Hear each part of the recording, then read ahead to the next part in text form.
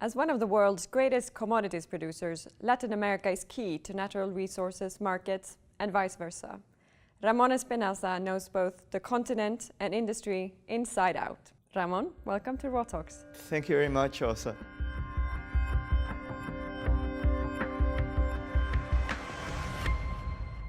Let's look at the situation today and how governments are reacting to it. Following the latest boom, we do see slower growth in China, the US protectionism, potential increase in the cost of capital. It's not a rosy perspective at first sight for Latin America. How are governments handling that?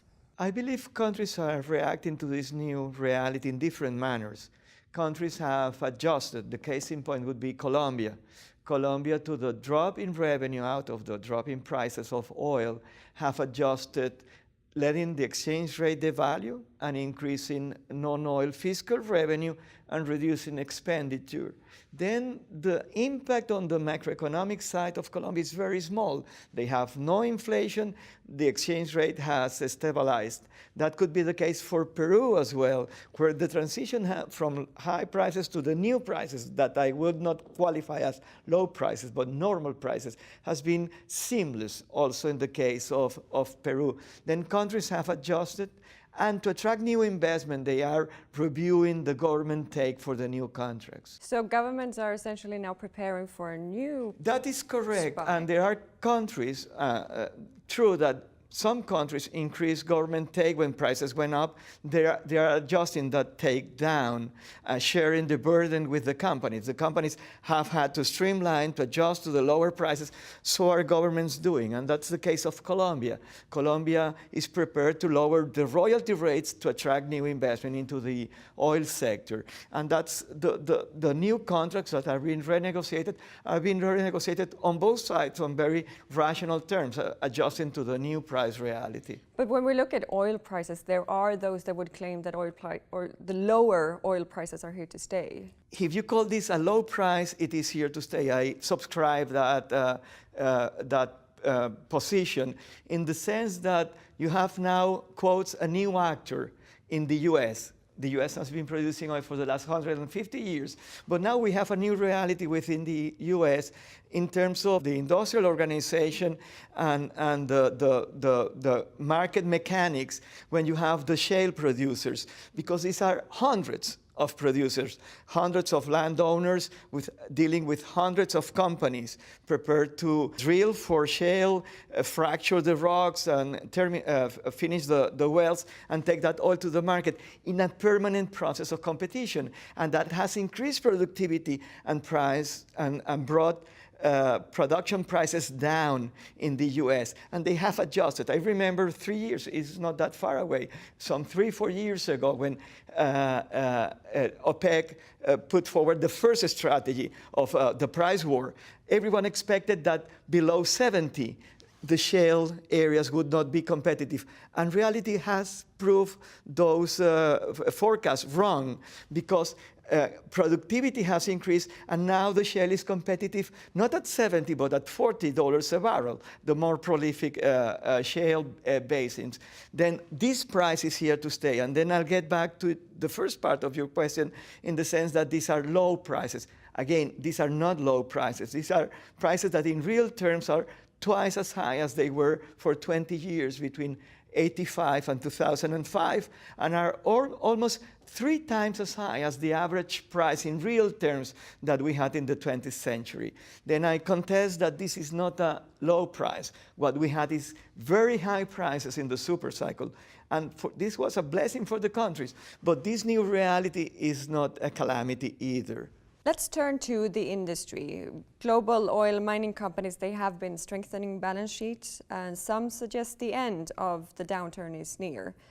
Can we expect a new investment wave in Latin America's extractive industries? Yes, and we can expect a new wave, and that new wave is here. It is happening now. We have greenfield investments in all countries with mining potential in Latin America. I know of new greenfield investments, again, in countries such as Colombia or Peru, even Chile. And I know firsthand from companies that a number of big mine sites in Latin America rank among the first to be developed when the prices get to a certain threshold. Then it is happening. Investment. Which commodities are we talking about? Gold, copper, and the big prospect is for lithium that is still to be developed in large amounts. But for certain, I know firsthand that there are new investments in gold and copper in Latin America. And what about the oil sector? The oil sector also, after 70 years of the sector being close to private investment, with the huge reform in 2013, they opened the sector, and we have huge new investments in the oil sector in Mexico. And now we have very good news coming out from Brazil, in the sense that they changed the institutional framework for the development of the pre-salt. And Shell already announced a potential investment of $10 billion for developing the pre-salt. Then, and Argentina is also opening in the oil sector. There is this large potential of Vaca Muerta with shale oil and gas, but also the traditional fields that had been abandoned when the conditions sharply changed in the early 2000s. Then we have this new environment in Latin America. There are countries that are lagging behind with huge potential. One of them, and perhaps the most important, is Venezuela, that will eventually change and open to private investment as well. What are the main challenges to realize all these projects, the greenfields? That companies believe that there is a stability. I mean, institutional stability is of foremost importance.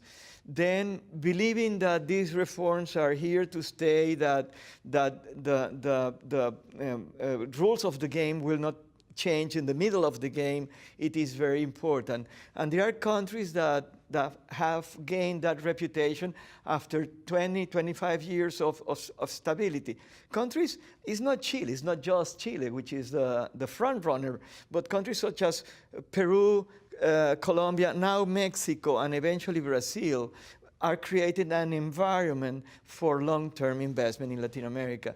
But second to Chile, would say it is for certain Peru, Colombia, and a hidden country in terms of mineral potential, which is Dominican Republic. For me, it was a surprise when in our scope of the initiative we're developing at the bank, at the IDB, was included Dominican Republic. I thought it was just merengue and beautiful beaches, but they have the third largest gold mine on earth, you see, and they have huge gold potential in Dominican Republic. In Latin America in particular, we have seen projects deferred or even cancelled due to troubles at local level. Does this reflect active local participation or poor consultation and poor stakeholder engagement? What, if anything, should be done differently? I think what should be done differently would be to be as clear as possible in the process of engaging the local communities, not hiding anything, explaining what the mining process is about and what the communities can win out of that. How social and environmental safeguards would be respected, and that there is a possibility of acting together, have a win-win process for the mining company and the local communities. 3 weeks ago, I was at a mining site in Colombia, in the Antioquia department, it's a small town called Buritica, 5,000 inhabitants. There is this Continental Gold, a junior Canadian company developing a gold mine. And they have gained the hearts and souls of the population. I mean, they are in favor of what they call clean mining. And they accept the mining activity, and they know how much they can benefit as a community out of that. And that comes of a consultation process that has been carried forward in the right manner. By the company or the government? No, it's essentially the company. The government is also there, and that's the case in Dominican Republic. The town next to the Pueblo Viejo mine is called Cotuí, and we were there, and it's the work that has been, in the case of Dominican Republic, is Barrick, and they have done an excellent work of community engagement, and that can be done, and that works in favor of everyone. And now these companies are subject to scrutiny by their own constituencies in Canada or Australia or the UK, wherever they come from. And they are under permanent scrutiny, and they are forced to do well. And they realize that everyone wins when you do things the right way. Let's explore more in detail the situation in some key jurisdictions in Latin America. Yes. Colombia, huge mining potential. Will peace lead to investments? Yes, it will take time. Declaration of peace is the first step. Now the armed population is surrendering the weapons. It's taking place. And now you have to move into these territories. There is potential, particularly because these territories in where the guerrilla had control of the territory have not been explored. Particularly in East Colombia, there is large oil potential there that needs to be explored for and eventually developed. Then no doubt peace will bring new investment. And also Colombia has three mountains, cordilleras, coming across from the south. And in there is huge mineral potential. In some territories were controlled by the guerrilla, now are being open to exploration and potential. Yes, peace is from different viewpoints, is a big step forward for the country of Colombia. Venezuela, what would be the most effective way to leverage the country's enormous oil reserve? Private capital will be the only way, I am prepared to say that, the only way of recovering the Venezuelan oil sector. The state-owned company, PDVSA, has been demised, and then the country will need to open to private investment that brings along capital, engineering capacity, technology, and access to markets. Brazil. Following the scandal, is Petrobras on the road to recovery? It is recovering. The Petrobras share now is worth twice as it was 1 year ago. Still is 1/5 of what it was 10 years ago, but they have bottomed out in terms of the value of their share. And that is an expression that the proper contention measures have been taken inside the company. Argentina, how significant is Vaca Muerta? Vaca Muerta has huge shale potential. Shell company is already exploring in Vaca Muerta. But beyond Vaca Muerta, Argentina has huge potential in the traditional oil and gas fields, but also in their mining sector, particularly regarding lithium.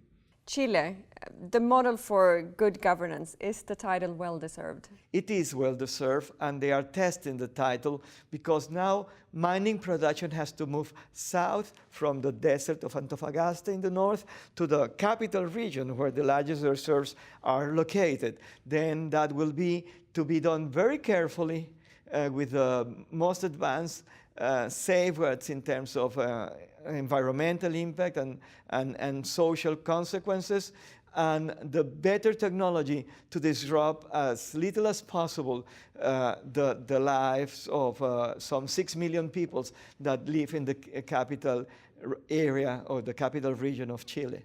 Finally, Peru, exceptional geology both in oil and minerals and sound investment policies. How does the extractive sector look in Peru? Couldn't look better. There are new mines being developed in Peru, and there are large prospective sites that will be developed very soon. In the case of Brazil, I have been talking to companies that own acreage in the mining sector in Peru, and they are very much optimistic on the potential for developing this huge potential, as you say, that Peru has. But the local communities and the relationship with local communities remain a concern. And they are right to be concerned because water is an issue in Peru, and the companies have to deal with that. They have to secure local communities that not just they will keep the supply of water, but perhaps this could be increased with the presence of the mine. Ramón, thank you very much for joining Raw Talks. It has been my pleasure. Thank you very much. And to keep up with the new debate on extractives and development, join us at rawtalks.org.